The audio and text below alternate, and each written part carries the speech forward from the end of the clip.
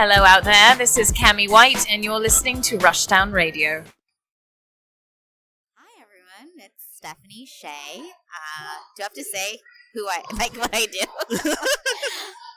I'm a voice actress, most well known for voicing Sailor Moon. But currently, not like from 20 years ago. So can you tell me how you got started in voice acting? Yeah, sure. I'd always really wanted to be an actor, and I was an anime fan. I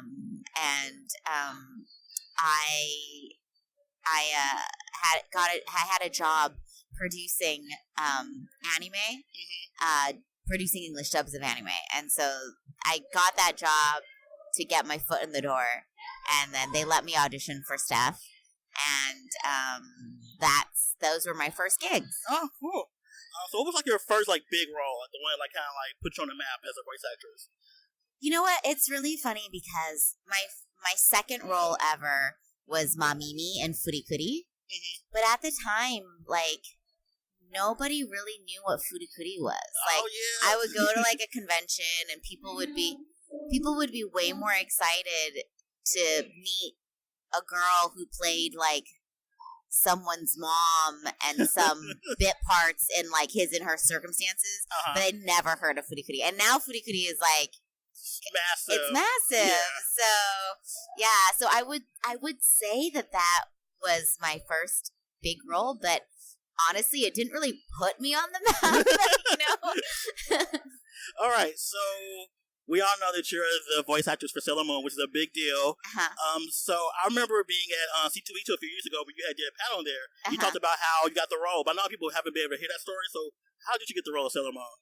I mean, it's not super complicated. I auditioned. I auditioned for the role, and then I was in Hawaii on vacation for my birthday. And while I was there, I got an email asking me to come in for a callback. And I wasn't about to fly home. You know, I was in Hawaii. Yeah. It was my birthday. So I said, I'm so sorry. I can't come for the callback. If it takes me out of the running, I understand. And they're like, no, it's not going to take you out of the running. So then the day that I was leaving, packing up to go home, I got an email saying that I'd been cast. Oh. But they didn't tell me who I was cast as. So I had always, I assumed that I don't know why, I thought I'd been cast as like Ami. I don't know why, because I think that's usually like, I don't know, I'm like the nerdy, bookish friend is how I identify myself. So I never in my wildest dream thought it was Sailor Moon. And actually they never told me until the day before I went into recording.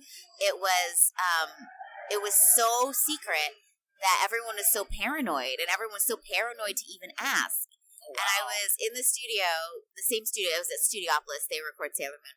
I was working with Mary Elizabeth, and we were recording some Naruto, and Jamie, the owner, goes, okay, see you tomorrow. And I'm like, huh? What? I don't know why I didn't register. He goes, for your session. And I was like, oh, right. And then he left. And then he popped his head back and he's like, did we ever tell you who you were playing? And I was like, oh, no.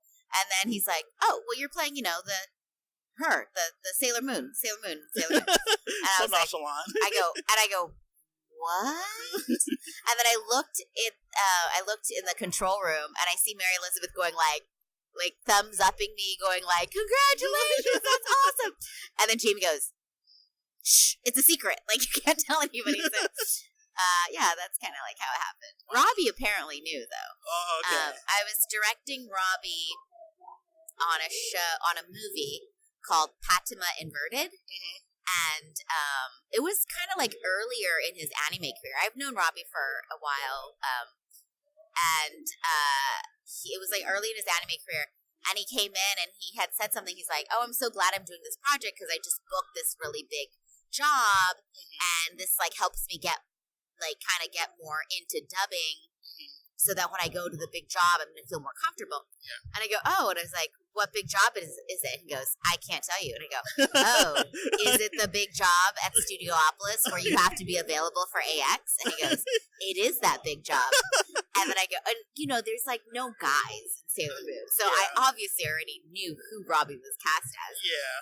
And then Robbie was like, oh, and then I said, I am on that job as well. And he goes, congratulations. And I go, congratulations to you too. We were all talking in code. And then Robbie goes, do you know who you're playing? And I go, no. Do you know who I'm playing?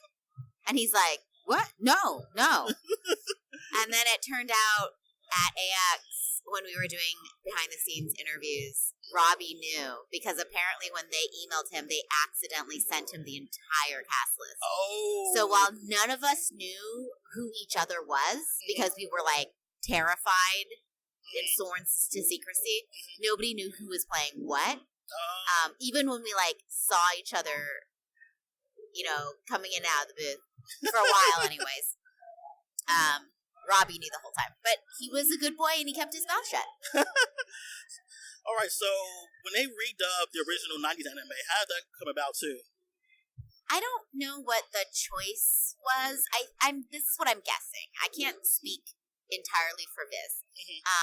But the original show came out on TV at a time when certain things, people didn't think that certain things were socially acceptable to have on television for kids programming. Okay. So, they changed names, they changed sexual orientation of people. So I think that since Crystal was coming out, they wanted fans to be able to, and also, the old Sailor Moon stuff, it was out of print. Yeah. There were multiple actresses who played Sailor Moon. Actually, there were two different companies who dubbed it. There was one company for the first half and another company for the later half, and then Sailor Stars was never dubbed. Yeah. So I think they made this decision where they're like, you know what, we're going to redub the whole thing with one single cast, and we're going to be more true to the Japanese. And I think they wanted to have a version of it out there, that was more cohesive. Yeah. It makes sense too when you listen to it now. It's like really consistent and really coherent for the whole story. So like you go from the 90s to the Crystal, like, oh, okay, everyone sounds the same. So it's like the other thing too is like, as much as I am indebted to the original cast, because there would be no Sailor Moon popularity today if it wasn't for the original dub cast. Yeah. You know what I mean? And I just want to kind of like give props to them, and acknowledge their contribution in the entire franchise. But we are the only cast that was approved by Japan, so that's kind of nice. That is. Was there any pressure to take on the role of Sailor Moon? Oh yeah, are you kidding me? Michelle Ruff voices Luna, my very annoying know-it-all cat.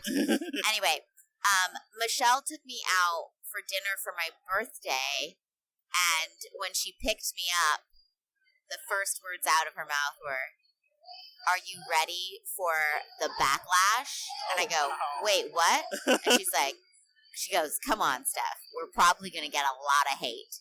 And then I sat in the car and goes, "Oh, no! I never even thought about that. Oh, no!" So, but you know what? Honestly, I haven't really seen that much. I think there are a few people who prefer the old dubs because they're familiar with it and that's what they're used to. But for the most part, the fandom has been like really great and really accepting. And at that first Anime Expo, Viz invited some of the old dub cast, and they showed up and they were there to kind of like pass the torch, and it was so sweet of them to support us that way. You know what I mean? So I was prepared for a lot worse. So how did it feel like knowing you were playing like such an iconic character? Like, because she's so important to anime in general. Yeah, I mean, now I think it's amazing. I'm super grateful. It took me a long time to be able to own that part. I kept thinking I was living in some weird, bizarro fantasy dream where they messed up or something like that. right, so we can shift gears a little bit to like some of your video game stuff you've done. Okay. I didn't know that you played the voice for Samaria in wrong game. Valkyrie Profile Part 2. Yes. I was so excited because I didn't even know like now until I figured it out. I'm like, oh wow, that's Sailor Moon's voice. Yeah. How'd you get the role for Samaria? I don't remember. Oh. And that's also Michelle Ruff. Oh, okay. Michelle plays the little girl version. Oh, okay. Yeah. Which is so weird because Michelle's always like, it's like opposite. Usually your cast is the high little voice, and I'm the deeper voice. And yeah, that game was a while ago. It was like one of my earlier kind of big games. Yeah, it was fun. It's one of my favorites. So I was like, oh my god, that's one of my favorite characters. Samaria was kind of mean though. She was like, let's get on targets, get on progress. She was like really authoritative and stuff. So yeah. What about Tharja? I know you. Tharja's my favorite. I can she's such a complete opposite of the characters you've done before. So what is it like? Yeah. Oh my god, it's so much fun. It's my favorite. Also, you know what? Thank God for the game team, but they really have kind of let me make her into her own thing. Mm-hmm. I think the US version is a little bit different than the Japanese version. It's all based off the Japanese version, though. Yeah. But I've had so much fun, and it's so layered too. You know what I mean? Like when she's trying to be cute, or when she's like, like it's so great. It's my favorite thing. So what's next for you? Like, what are the projects you got going up next that we can hear about that you can't talk about? Oh gosh, I can't talk about it. I'm in a show for Netflix. It's an anime, and that's really, really exciting. And then I'll be directing a movie soon. That's cool. That's pretty much it. We just worked on a movie called Mirai, which was nominated for an Academy Award and a Golden Globe. It was like the first anime to be nominated for Best Animated Feature Golden Globe. And then it won an Annie Award, and that project I'm super, super proud of. I wrote the script on it. And it's got John Cho and Daniel Day Kim and an amazing, talented Victoria Grace plays Mirai. She's so talented, and Jaden Waldman plays Kun, and he was like 7 years old when we recorded him, and he has the bulk of the lines, and he has to like throw fits and he was so amazingly good. Wow. Well, thank you for sharing your time with us. Anything else you want to say to our fans to the show? No.